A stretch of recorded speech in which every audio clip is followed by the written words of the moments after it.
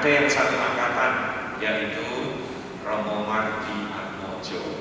Meskipun ditahbiskan setahun kemudian, tetapi Romo Sarju dan Romo Ismartono adalah juniornya 2 dan 3 tahun.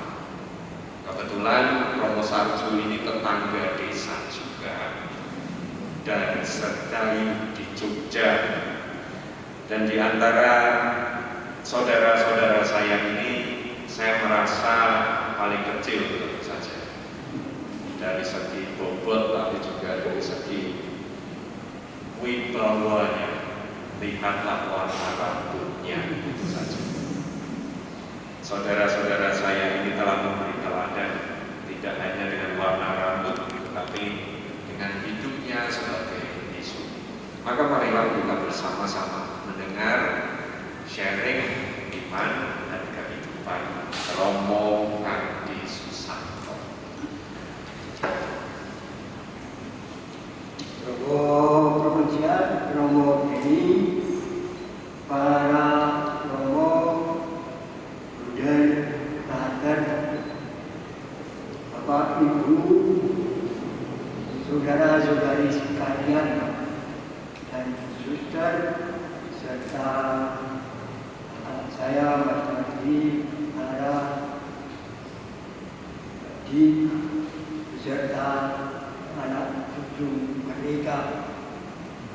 Pada kesempatan ini sebelum saya sharing, saya mau mengucapkan terima kasih atas kehadiran Anda semua.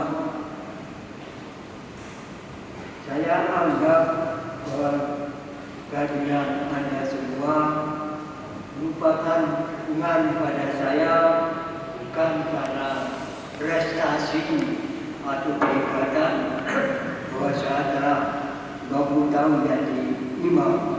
Sama sekali bukan prestasi, bukan keikatan. Yang perlu disyukuri adalah Tuhan sendiri yang memberikan kesempatan pada saya untuk mengabdinya sebagai imam dan selalu menyertai dan membimbing saya sampai saat ini. Maka saya mengajak anda kalian untuk bersama-sama saya bersyukur pada Tuhan dan berdoa semoga saya tetap selalu ada di jalan yang benar dan selalu mengabdinya dengan semampu saya. Nah, pada sore hari ini saya tidak akan mengadakan khotbah, tapi sedikit sharing mengenai perjalanan hidup saya sebagai seorang imam. Itu pun yang akan saya sharingkan bukan apa yang saya buat, tapi apa yang tentunya menjadi dasar dan landasan dari semua ini. Nah, pertama-tama kalau kita mendengarkan bacaan tadi dan juga hari yang saya pilih untuk merayakan 50 tahun saya menjadi imam ini, meskipun sebetulnya sudah telat, saya ditahbiskan 8 Desember tahun 72, tapi sebetulnya sudah 8 Desember tahun yang lalu. Tapi tidak apa, kurang bersyukur itu tidak ditentukan oleh waktu dan dibatasi oleh waktu, tapi oleh waktu. Nah, kalau kita baca kutipan-kutipan Injil ataupun kitab Perjanjian Lama dan peringatan opsional yang saya pilih, itu nampaknya menimbulkan tanda tanya. Bacaan yang pertama itu tentang dosa manusia yang pertama. Kemudian bacaan yang kedua itu adalah tentang penggandaan roti yang dibuat oleh Yesus. Kemudian peringatan yang kita punya hari ini adalah peringatan dari orang bangkit yang didasarkan pada penampakan Bunda Maria di Lourdes. Tapi yang saya renungkan itu adalah apa yang sebetulnya kita temukan di bawah semua kejadian seperti ini. Apa sebetulnya yang menjadi benang merah antara satu kejadian dengan kejadian-kejadian yang lain. Dari renungan saya menemukan bahwa di balik semua itu ada kasih dan kerahiman Tuhan yang selalu ada dan selalu menyertai umatnya. Meskipun umat itu sudah melukai hatinya, meskipun umat itu sudah berdosa. Itu yang kita lihat pada bacaan yang pertama tadi. Meskipun manusia pertama melakukan dosa, tapi tidak segera dibinasakan, melainkan diberi kesempatan untuk memperbaiki kesalahan-kesalahannya. Dan itu terjadi karena kasih dan kerahiman Tuhan. Begitu juga pada bacaan yang kedua, kita bisa merasakan empati Yesus dan belas kasih Dia kepada orang-orang yang telah mengikuti dirinya sepanjang hari, tapi belum makan hingga kelaparan. Yesus tidak membiarkan orang itu bersikap cuek, tapi Dia memberikan bantuan pada mereka dengan memperbanyakan roti. Begitupun dalam penampakan Bunda Maria di Lourdes, kalau kita baca pesan-pesannya dan banyaknya penyembuhan yang terjadi di Lourdes itu, kita juga bisa menemukan di sana kasih dan kerahiman Tuhan yang luar biasa. Saya lihat kasih dan kerahiman Tuhan itu yang menjadi pengikat dari apa tadi yang kita dengar dari kitab suci dan apa yang kita dengar di hari ini. Dan begitu juga ketika saya mencoba untuk merenungkan dan merefleksikan perjalanan panggilan saya sebagai seorang imam sampai sekarang, yang saya temukan di sana adalah kasih dan kerahiman Tuhan. Dan hal itu tidak hanya saya rasakan, tapi juga saya alami dan terjadi secara sangat konkret, bukan hanya dengan kata-kata, tapi dengan tindakan-tindakan nyata yang dilakukan oleh Tuhan untuk saya melalui peristiwa-peristiwa dan orang-orang yang baik yang begitu banyak membantu saya. Pertama-tama tentu kita semua bersyukur sebagai orang Indonesia dikaruniai tanah air yang makmur, yang indah seperti ini, yang dikatakan dalam perjanjian itu bahwa semua baik adanya. Namun karena kejahatan dan kecelakaan manusia yang baik menjadi jelek. Tapi meskipun demikian, itu tidak mengurangi kasih Tuhan yang memberikan pada kita tanah air yang begitu makmur dan indah ini.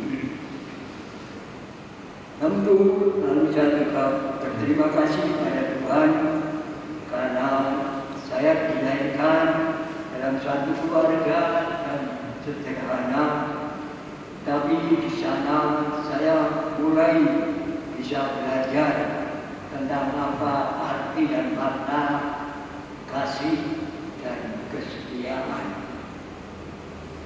Setelah saya mulai menginjak dewasa melalui proses pengembangan pribadi saya temukan begitu banyak orang yang berbaik hati pada saya. Entah itu keluarga, teman-teman, sahabat, juga guru-guru, dosen, termasuk juga para pembantu yang selalu menyediakan makanan bagi saya, membersihkan tempat tinggal, juga para dokter dan para perawat yang dengan sabar melayani saya. Semua itu tentu merupakan tangan-tangan Tuhan yang mencintai saya. Dan bagi saya, panggilan dari seorang imam dalam Syarikat Yesus yang dianugerahkan Tuhan kepada saya merupakan suatu hal yang luar biasa, yang sangat saya syukuri dan merupakan misteri yang kemampuan otak saya tidak dapat menangkap artinya.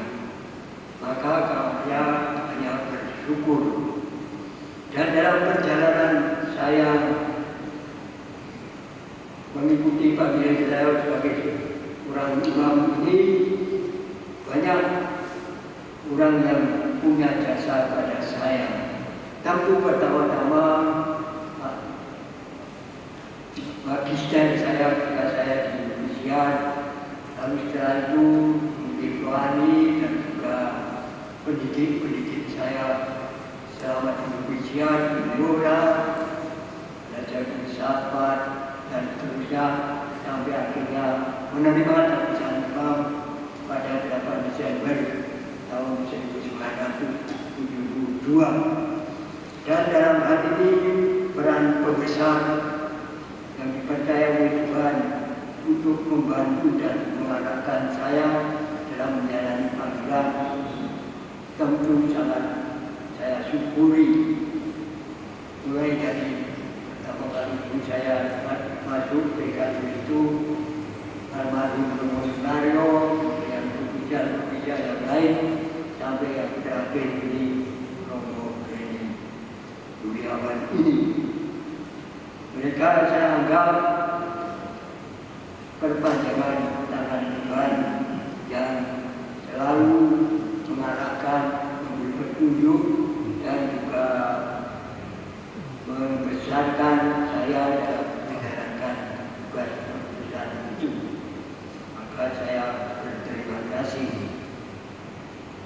Dan secara khusus saya pada kesempatan yang baik ini mau menyatakan pada Anda kalian bahwa ada orang yang sangat berperan dalam panggilan saya ini, dan dia itu adalah Bunda Maria.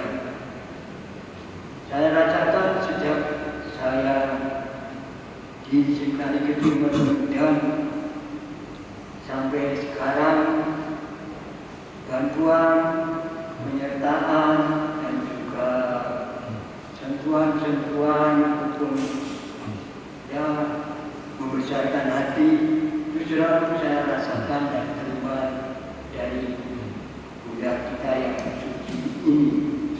Maka pada kesempatan ini saya sangat berterima kasih pada beliau yang selalu menemani saya dalam menghadapi tantangan-tantangan dan juga dalam mengambil keputusan-keputusan penting dalam hidup saya. Nah, itulah yang saya rasakan sebagai kasih Tuhan secara konkret dalam hidup saya sampai sekarang. Lalu kalau kita ada dalam ruang yang gelap, semakin gelap ruang itu, kita bisa semakin merasakan terang cahaya yang berasal dari lampu yang ada di ruang itu.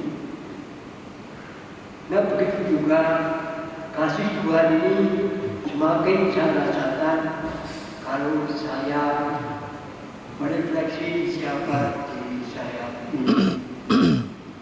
Saya ini adalah orang yang berdosa, yang rapuh, syarat dengan kekurangan-kekurangan dan dosa-dosa.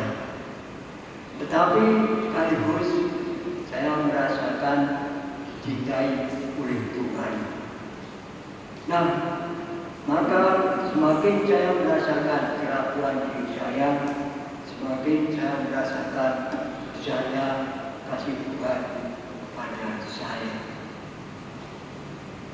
Saya kira itu juga ditemukan dalam pendiri waktu saya, Santo Ignatius Loyola,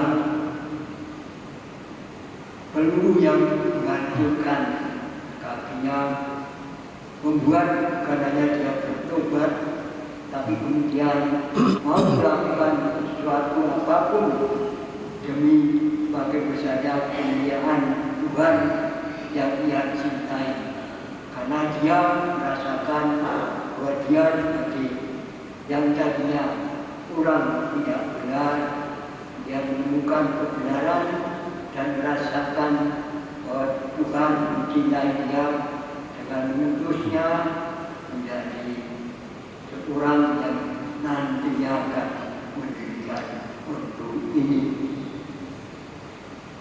Dan saya kira juga salah satu kesadaran Serikat Yesus dan salah satu kongregasinya juga mengatakan